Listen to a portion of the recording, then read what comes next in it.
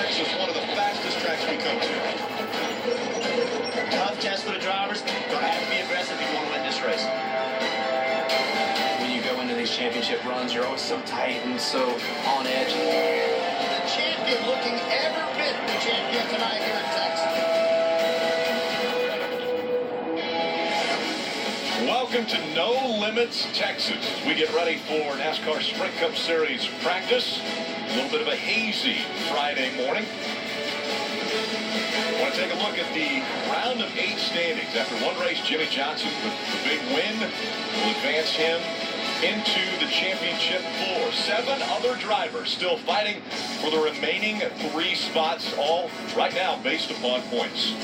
Hello everyone, alongside Steve Letarte, Jeff Burton, I'm Rick Allen. As we get ready for this first practice, different agendas for different teams, but when we look at the chase drivers, Jeff, are these guys going out there thinking, okay, I only have 2 more opportunities. 2 more opportunities to make sure I get into that championship 4. Everybody but Jimmie Johnson. I mean, Jimmie Johnson's set, but, you know, I think the pressure's on, and as it moves through Sunday, the pressure even get bigger. We know the situation Carl Edwards is in. He pretty much has to win. Kurt Busch, I kind of feel like he's in that same situation as well. Really, that Harvick cutoff point is where it starts for me, because I think Harvick is good enough to possibly make it in by points, but that's probably not the way they're thinking. Well, I think it needs to start here in Texas, even as good as Kevin Harvick is at Phoenix next week.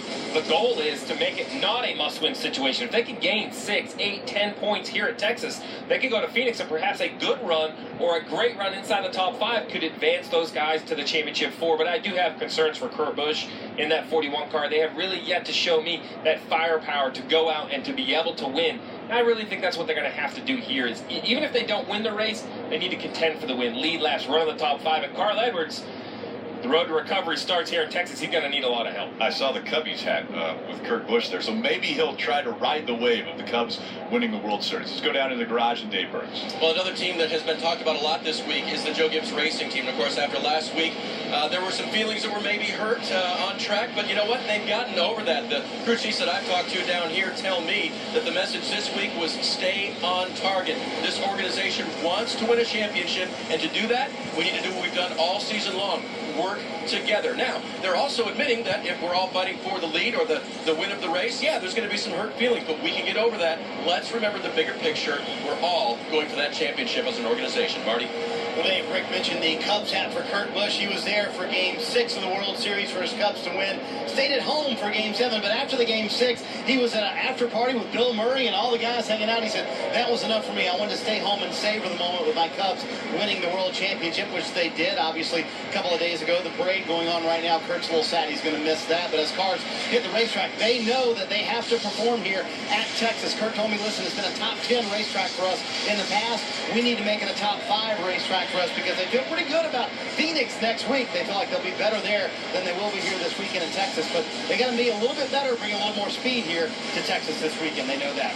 That's a great point, Marty, and I think Steve, Jeff, you guys have both brought it up, that Kurt Busch has really been right at about average, and maybe not even average throughout the start of this chase, but he's been able to squeak through. It's going to take a top 5, potentially an average of maybe a 6th or 7th place finish over the next 3 these 3 races to advance into the championship 4. Yeah, their strength has been consistency. They found a way to take 14th place race cars and finish 8th with them. They've done a really, really good job of that. But now that they've dug themselves a little bit of a hole, that won't be enough. So they're going to have to step out of their comfort zone and get them to a place where they can find that speed. And if they don't, they won't advance. So, you know, we've seen teams be able to step it up in this chase format. Can this team do it? Can this team find the speed that they haven't had over the last 2.5, 3 months? Kevin Harvick at a racetrack that he has yet to win on. A 1.5 mile track that he is still winless. And Kevin Harvick, another driver in a situation where he's currently below the cutoff line. Harvick 16 points back after last week's race. So Martinsville not the race that Harvick wanted.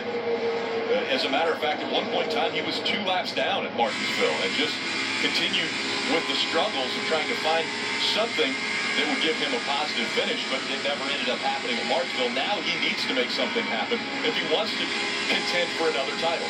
He does, and he needs to do it at one of the fastest 1.5-mile racetracks we go to as we ride on board here with Kevin Harvick. Look at the throttle trace, Rick.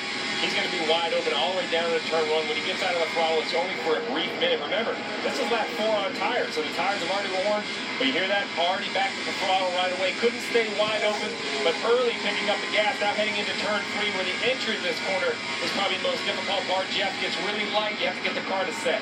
Oh, yeah, the entrance to turn 3 is really crazy because the banking just doesn't happen until you get to the corner. So it makes it very difficult on Sunday.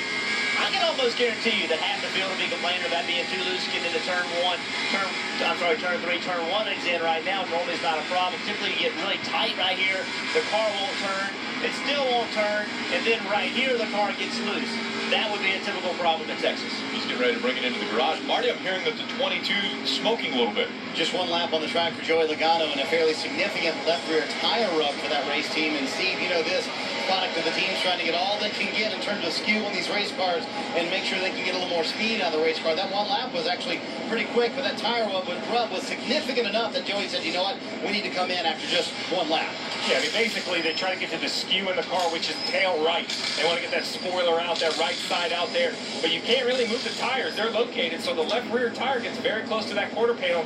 You can see it's already bubbled up the decals right there, that AAA decal, so you can see the heat generated by this rub. But see right here, you know, that doesn't look like a big tire rub at Bristol or Martinsville, but at, you know, nearly 200 miles an hour at Texas, averaging almost 190 miles an hour, that's definitely too much for a rub to continue.